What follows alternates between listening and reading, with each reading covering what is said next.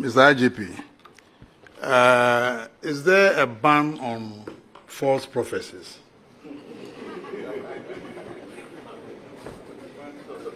Because, it's creating a lot of fear, and panic in the system.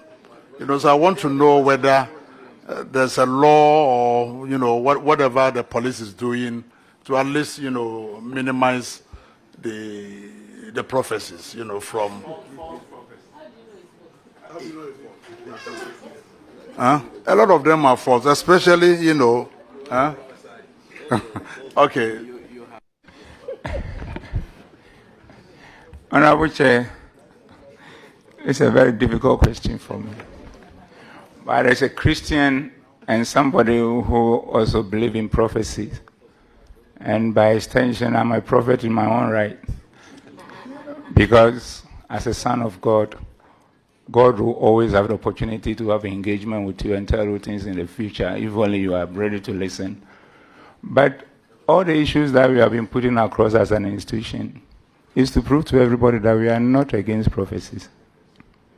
We are talking about communication of such prophecies that will end up creating fear and panic in our society, which is unwarranted.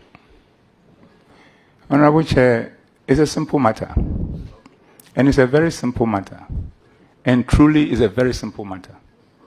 And what is it? Honorable Chair, before I became IGP, nobody prophesied about me. Now my IGP, everybody is prophesying about me. I have no problem with it because I'm a public figure. But why should it be such that you found something, God have revealed something to you and you want to share with me? You have to make it a showmanship and tell the whole country that I'm about to die, which of course I'm not afraid. Because the only thing I'm afraid of is death. Because if you don't want to die, you shouldn't allow yourself to be dead. So once I have been born, I'm going to die. So as for death, the only thing I can do is probably become a friend of it so that he can treat me with some leniency. But the point is that you go and make such an announcement across the whole world. And I have a wife. I have children. I have a parent who is alive. And I have family members. So every day, when I live in my house, and I always get up around 3 a.m., and today I slept up to 5 a.m., my wife will be thinking that I'm dead. And this is something she is going to live with for the rest of her life. And why is it that God himself decided not to tell us when we are going to die? It means a lot. And even there, if you have prophecies about somebody dying, you even have a way in our typical Ghanaianness environment, put it even in Proverbs, for the person to decipher it. But I don't put fear and panic in the person's immediate family, in the person's extended family, in the whole country. And the question is that, Honorable Chair, you are all elected to be members of parliament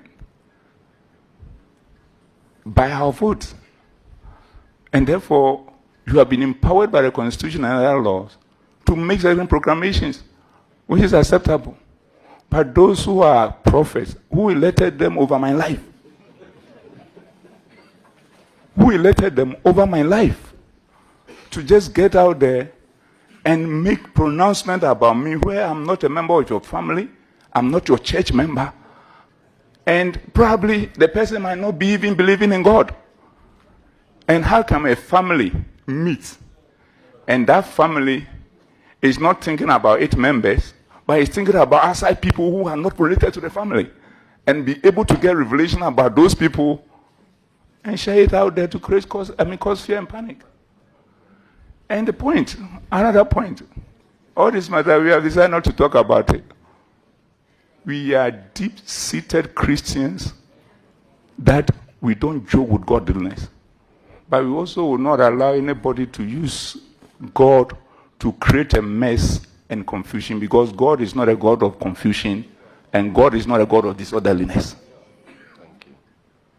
So the final point we are making is, the Honorable Chair, imagine somebody says that from the beginning of this year, so the time we are in Easter, 90% of markets in Accra are going to be burnt.